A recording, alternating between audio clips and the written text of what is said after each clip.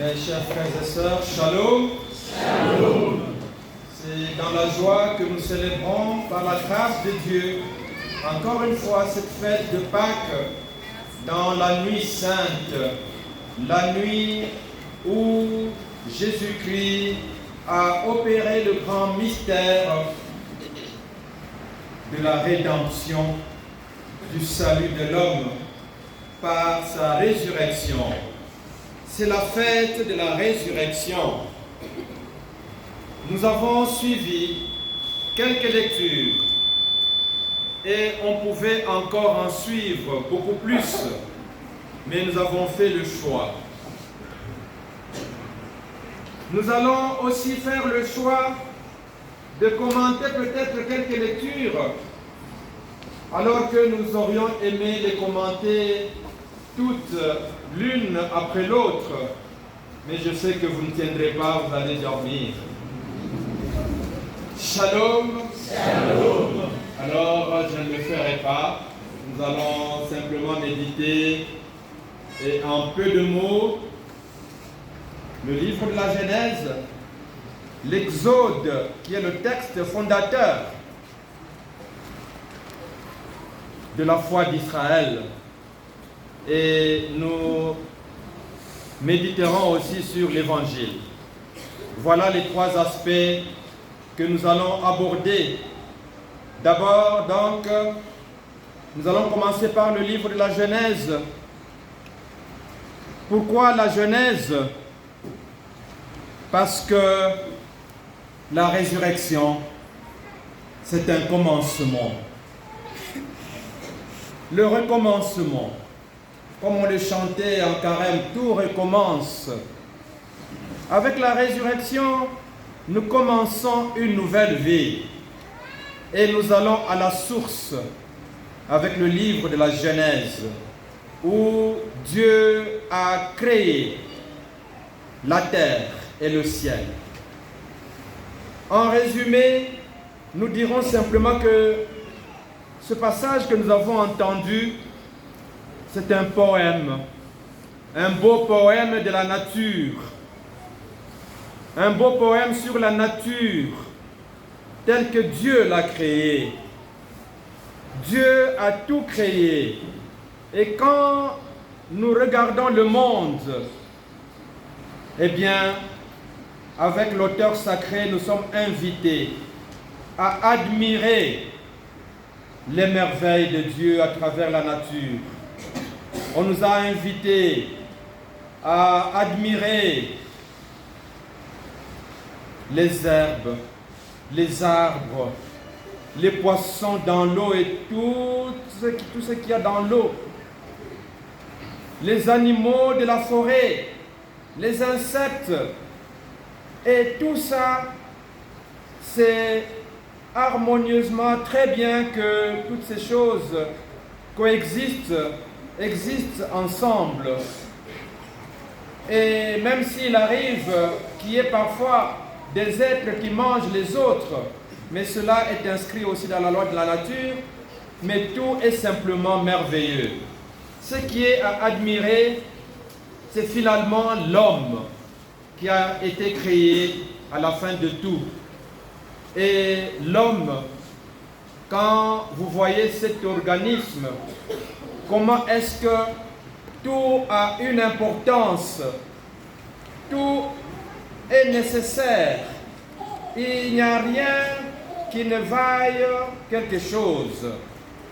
Et l'auteur sacré nous dit qu'à chaque moment, quand nous regardons la nature, ensemble avec Dieu, nous dirons que tout est simplement beau et bon. Shalom. Shalom. Voilà ce à quoi nous sommes invités. Que nous puissions respecter la nature. Rappelez-vous, l'année passée, nous avons célébré, dans la pastorale de l'année passée, on a célébré l'environnement, le respect de la maison commune qui est notre terre. Et à Lubumbashi, il y a un slogan là, il y a Mazingira. Civil Assisi. Voilà. Donc la nature, ça ne peut pas être sans nous. nous devons la protéger. Et Dieu est merveilleux. J'ai découvert, shalom, j'ai découvert un vocabulaire pas tellement nouveau que nous employons régulièrement dans notre vie. Mais ce vocabulaire-là a changé de sens. Le concept de Dieu, un attribut de Dieu. Un attribut, c'est-à-dire la qualification qu'on donne à Dieu. Et en consultant un ancien dictionnaire, le Littré, souvent les dictionnaires, nous connaissons le Larousse, hein, ou le Robert, je ne sais pas moi, mais consultez le Littré. Et allez chercher le sens du mot ordinateur. Shalom? Shalom. L'ordinateur. Lorsqu'on parle de l'ordinateur, vous pensez à quoi? À la machine. La machine. Mais l'ordinateur, jusqu'en 1955, d'après le Littré, c'est un attribut de Dieu. C'est Dieu qui est l'ordinateur. Parce qu'avant 1955, chez les Français, il n'y avait pas d'ordinateur. Et ainsi, les Français, en créant l'ordinateur, les Français ont dit, ça c'est cette machine, on va l'appeler ordinateur. C'est-à-dire qui met tout en ordre. Mais à l'origine, l'ordinateur c'est Dieu.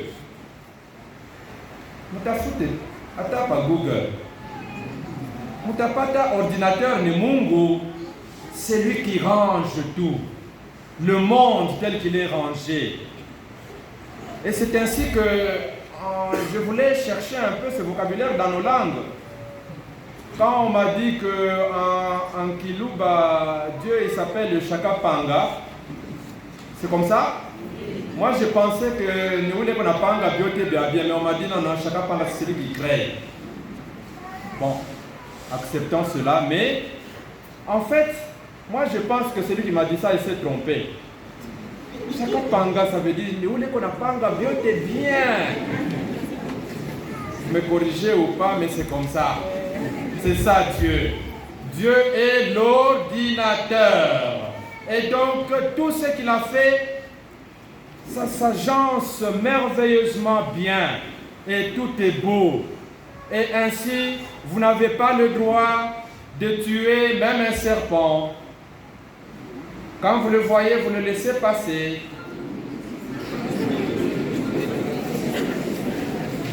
Dans certaines entreprises, ça peut vous valoir une mise à pied. Vous n'avez pas le droit d'abattre les arbres comme vous voulez, parce que les arbres, ça fait partie aussi des créatures. Abattez un arbre si vous en avez besoin, parce que Dieu a mis toutes ces choses-là à notre service, bien sûr. Mais dans l'ordre, tuer la poule pour la manger, n'hésitez pas à la manger, vous allez la manger certainement à la fête de baptême des enfants ici. N'hésitez pas à manger la poule, mais ne faites pas souffrir la poule en la tuant. Mangez la chair de mouton, de bœuf, je ne sais pas moi, coupez la fleur si c'est nécessaire.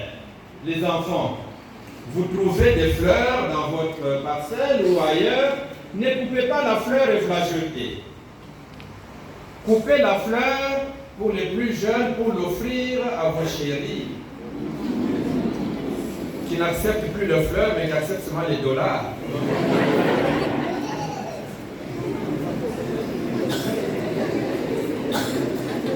Shalom.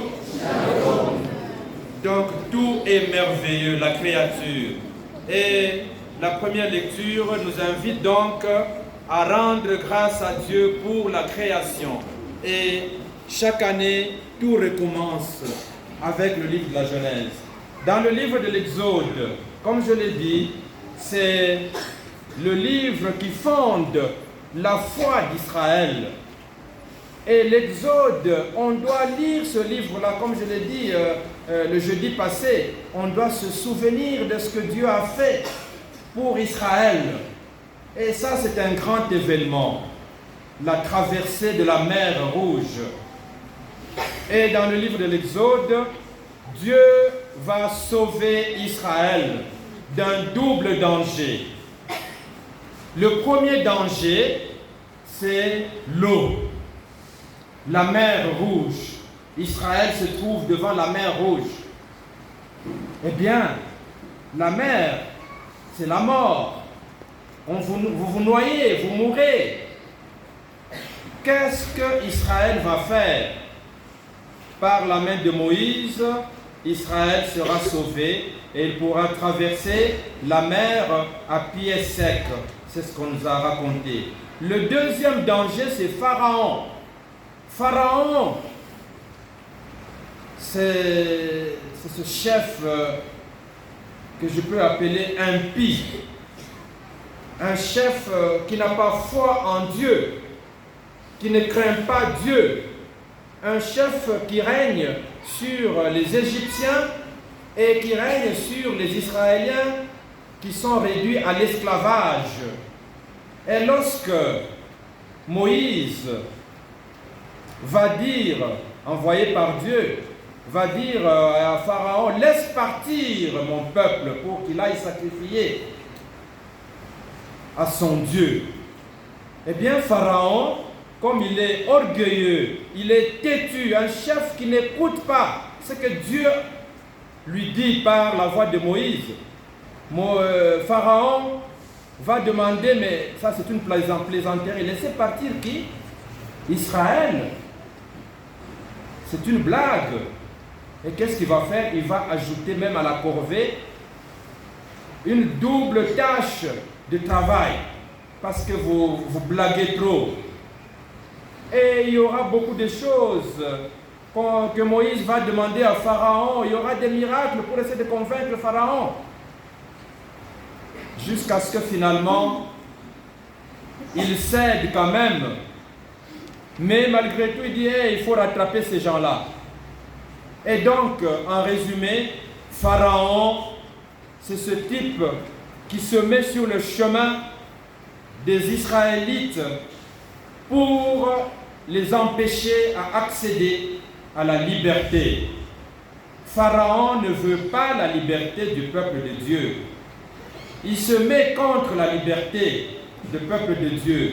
Il n'obéit pas à Dieu. Il veut obéir à lui-même et écraser le peuple de Dieu. Et c'est ainsi que ce que nous allons retenir du livre de l'Exode. 3 verbes. Dieu a entendu. Entendre. Dieu a entendu. Mais Dieu a vu d'abord la misère de son peuple. Le premier verbe, c'est plutôt voir. Il a vu la misère de son peuple. Deuxième verbe, il a entendu le cri du peuple d'Israël. Et troisième verbe, il est descendu pour sauver. Quand il descend pour sauver, alors il met en route, en marche, la stratégie céleste. Shalom. Shalom. Contre Pharaon, il faut mettre en marche la stratégie céleste, la stratégie du ciel qui va renverser Pharaon. Et Pharaon, ça peut être un nom, tout comme ça peut être une chose dans la vie. Pharaon, c'est cet homme qui n'a pas de foi, cet homme qui n'écoute pas Dieu, qui se met en contradiction par rapport à Dieu. C'est cet homme qui fait souffrir son épouse et ses enfants parce que tout le salaire, il ne le donne pas à sa famille, mais il va l'utiliser pour s'enivrer. À ce moment-là, qu'est-ce qu'il faut faire de Pharaon? Non, il ne faut pas le culbuter dans la mer Rouge. Dieu va vouloir éliminer le péché. À ce moment-là, le péché, c'est tous ces actes mauvais qu'il pose, mais il voudra sauver l'homme. Donc on ne va pas éliminer l'homme parce que c'est la créature de Dieu. C'est Dieu qui s'en chargera. Pharaon Ça peut être ce chef d'entreprise aussi qui fait souffrir ses agents, qui leur prive de salaire. Pharaon, c'est tout celui qui va empêcher l'autre à vivre dignement sur cette terre. Vous-même, en réfléchissant, vous pouvez voir qui est Pharaon. Naturellement, vous allez voir le Pharaon en autre, mais pas vous-même. Shalom. Mwangalie Pharaon eko wapi? Kama ana humu mtafute hata nje, kama ana nje mtafute fashi leko. Asema tunampata sasa Pharaon, tumwingishe mubahari nyekundu. Shalom. Avec la stratégie céleste. Pharaon, ça peut être cette maladie qui vous terrasse, parce que Pharaon, ce n'est pas seulement, comme je l'ai dit, une personne. Pharaon, ça peut être cette maladie qui vous terrasse, cette maladie qui se dresse contre vous et qui vous empêche de vivre dignement. Pharaon, ça peut être l'argent. L'argent, on dit que l'argent est un bon serviteur, mais un mauvais maître.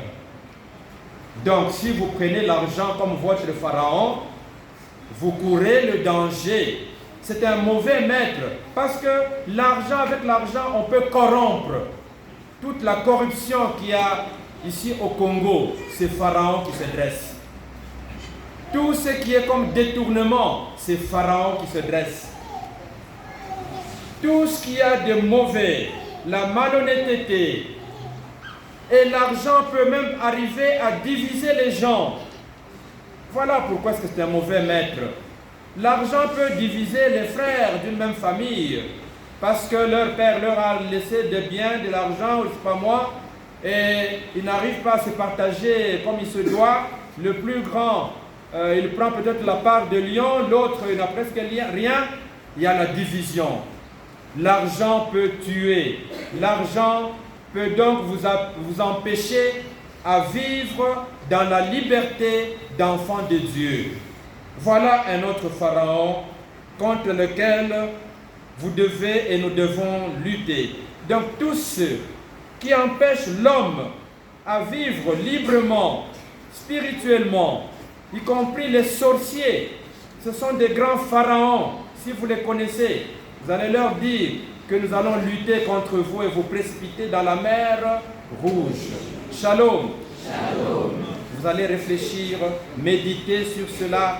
Pharaon qui n'est pas seulement ailleurs, mais qui peut aussi être en vous, que nous devons culbuter dans la mer rouge, comme on l'a chanté avec vigueur. Il a jeté à l'eau cheval et cavalier. Je ne sais pas comment est-ce que les Égyptiens sont en train de lire ce passage aujourd'hui. En face d'eux, il y a les Israéliens.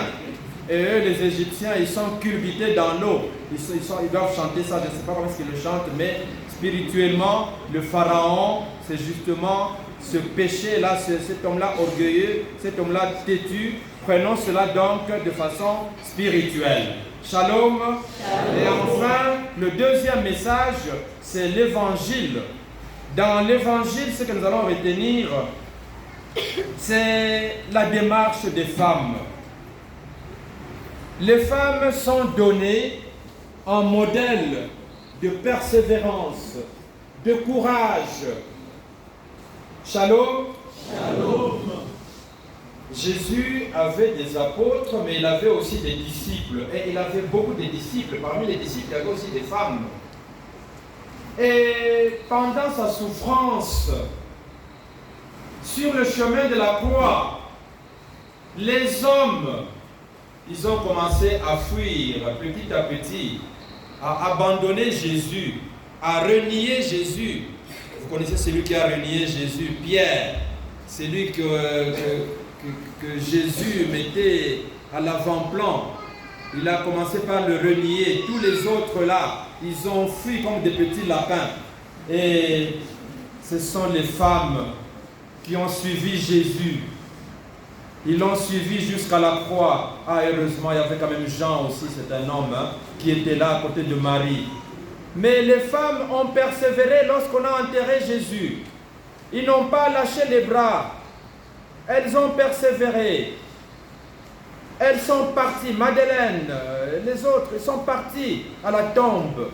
Elles n'ont pas laissé tomber Jésus jusqu'au bout. Et c'est une femme qui sera envoyée pour être pratiquement l'apôtre des apôtres.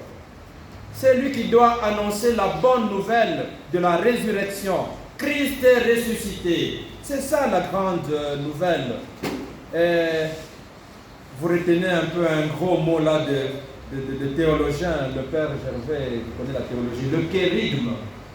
Le kérigme, c'est l'essentiel du message de foi. Quel est ce message de foi? Ce n'était pas compliqué. Dire simplement, il est ressuscité. Voilà, c'est le mot, le maître mot. Et apprendre cela, ça suffit pour avoir la foi que le Christ est ressuscité. C'est notre kérigme. Il y en a qui n'ont jamais prononcé cela. Prononçons un peu une fois ensemble le kérigme. Bon, c'est donc l'essentiel de la foi que nous allons retenir. Christ est ressuscité. Ensemble. Christ est ressuscité. Et nous sommes sauvés. Voilà le seul message que nous pouvons retenir, que Jésus a donné aux femmes. Et elles sont parties pour dire que les femmes ont un grand rôle à jouer dans la foi, dans la persévérance. Il y a une étude qui a été menée qui montre que même dans l'affiliation à la religion, les femmes sont plus nombreuses. Dans la fréquentation aux offices, les femmes sont plus nombreuses au culte. Dans la fréquence même à la prière, ce sont les femmes qui doivent normalement maintenir la flamme de la prière dans la maison.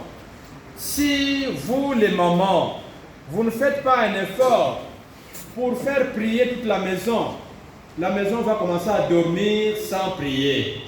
Le papa vient, peut-être fatigué par le travail, ou bien par le whisky, comme on en a parlé hier, ou par je ne sais pas quoi, il vient, il dort. Eh papa Antoine, je ne sais pas tout ça. C'est la maman qui doit rappeler cela. C'est la maman qui doit rappeler qu'on doit baptiser nos enfants. C'est la maman qui, jusqu'au bout, même pour recevoir l'onction des malades, parfois ce sont les mamans qui se débattent pour que le papa ou le grand-père puisse recevoir l'onction des malades. Si vous, les mamans, vous ne faites pas un effort, l'église y est tout à coup foi. Shalom. Shalom. Maman, Fako. Papa, Nabo, Beko, Nangoufou, je ne dis pas qu'elles ne font rien. Jean nous représente sous la croix. Mais ici, les papas doivent souffrir parce qu'on voit les mamans dans la persévérance. Enfin, nous allons donc méditer sur tous ces messages que je viens de vous donner dans les 3 lectures spécialement, mais nous allons aussi encourager nos enfants ici qui vont recevoir le baptême. Shalom les enfants. Shalom. Vous serez baptisés. Ce que je vais vous dire, c'est une seule chose. Soyez fiers de votre église, l'église catholique. Et si vous avez l'occasion, même vous, les plus grands qui employez TikTok, envoyez des messages, parce que je vois ça de plus en plus. Quand je vois ça, je suis fier de vous. Il y en a qui écrivent sur TikTok, je suis fier d'être catholique. Fier d'être catholique. Avec tous nos beaux chants que vous entendez là-bas, en français ou en swahili ou en kikongo ou en lingala ou je ne sais pas dans quelle langue. Dans tous les sacrements. Pourquoi fier d'être catholique? Parce que c'est l'église apostolique, c'est-à-dire l'église qui vient des apôtres. C'est nous qui avons commencé tout ce qu'il y a dans le monde comme religion chrétienne. C'est nous. C'est nous qui avons gardé la Bible pendant toutes les années. C'est le dernier siècle ici que les protestants ont commencé à prendre la Bible et commencent à vous dire, vous catholiques, vous ne connaissez pas la Bible. Mais la Bible a été gardée par les catholiques dans les monastères. Soyez fiers d'être catholiques. Nous vous baptisons aujourd'hui. Demain, on vous trouve là-bas. Peut-être la Zézmine n'a pas apostole.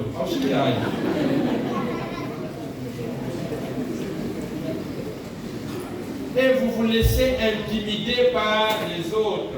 Nous sommes l'Église mère. Donc, soyez fiers de votre foi. Seigneur, je crois et je suis fier de ma foi. Voilà, c'est aussi un kérigme. Je suis fier de ma foi. C'est ce que nous allons méditer tous ensemble. Au nom de Jésus-Christ, notre Seigneur, qui est mort et ressuscité pour les siècles des siècles. Amen. Amen.